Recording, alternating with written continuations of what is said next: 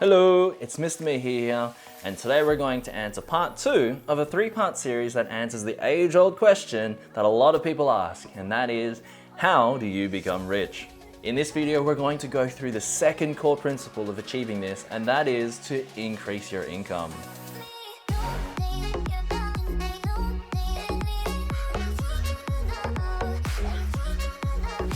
In the previous video, we talked about how lowering expenses help you become rich.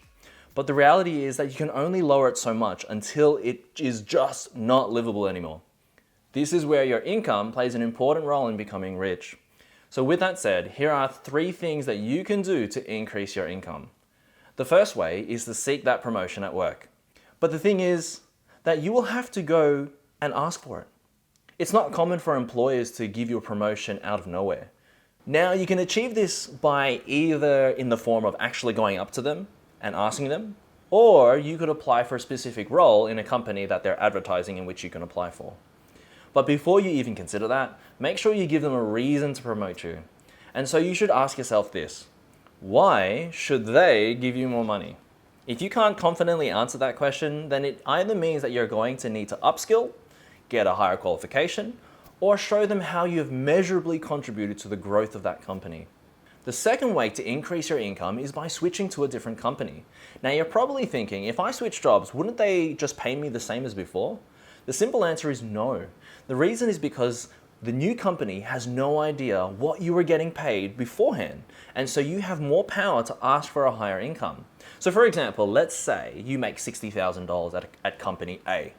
If you ask for a promotion, it would be very unlikely that they'd suddenly pump you up to $70,000, because that's a big jump. But if you applied at company B for the exact same role, they have no idea what you were making before, meaning that they don't have a reference point in how much you were making. This means that you can more easily ask for a $70,000 income.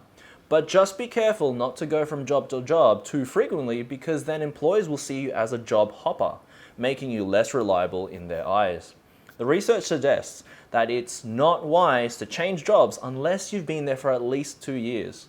But then after then, go for it if you want to. Now, the last way to increase your income is by taking on side jobs.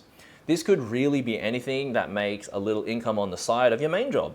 Sometimes these side jobs might turn into something that you either enjoy more, or you end up growing it to the point that you're actually getting paid more than your actual job. So for example, while I was working as a pharmacist, I would be tutoring high school students on the side. Eventually, one of the parents liked the way that I taught and suggested that I should become a teacher. Now the thing is, I was already considering a career change at that point. And guess what? Boom! I became a teacher. Keep in mind that it's not wise to have too many side jobs happening. This is a very different idea to the notion of multiple streams of income. If you have too many side hustles or side jobs, then you might be sacrificing quality for quantity. The easiest analogy I can think of is like digging for gold. If most of the gold is found 10 meters in the ground, you'd be wasting your time digging hundreds of shallow holes instead of focusing on one and digging deep. Now these are 3 tips I can give you from my own experience that can help you increase your income. But the most important thing to remember is the concept of lifestyle creep. Every time you get a pay rise, there's a tendency to want to buy more expensive things. That is lifestyle creep. Now, by doing so, you're actually destroying the effect of having an increase in pay.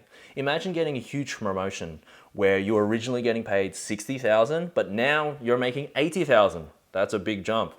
As a result of this higher income, you decide to treat yourself with a brand new car, such that the total running cost plus the repayments comes to almost $20,000. Wow, all that effort in getting promoted just to lose it all to a car, and such that the car loses value every year. And so the moral of the story is find ways to increase your income, but don't let lifestyle creep in. And that's it, guys. That was the second principle to becoming wealthy. If you want to watch part 1 where I answer this question, you can click in the link in the description below. That being said, if you like this video, please give it a thumbs up and don't forget to subscribe if you haven't already done so. And with that, I'll catch you in the next video.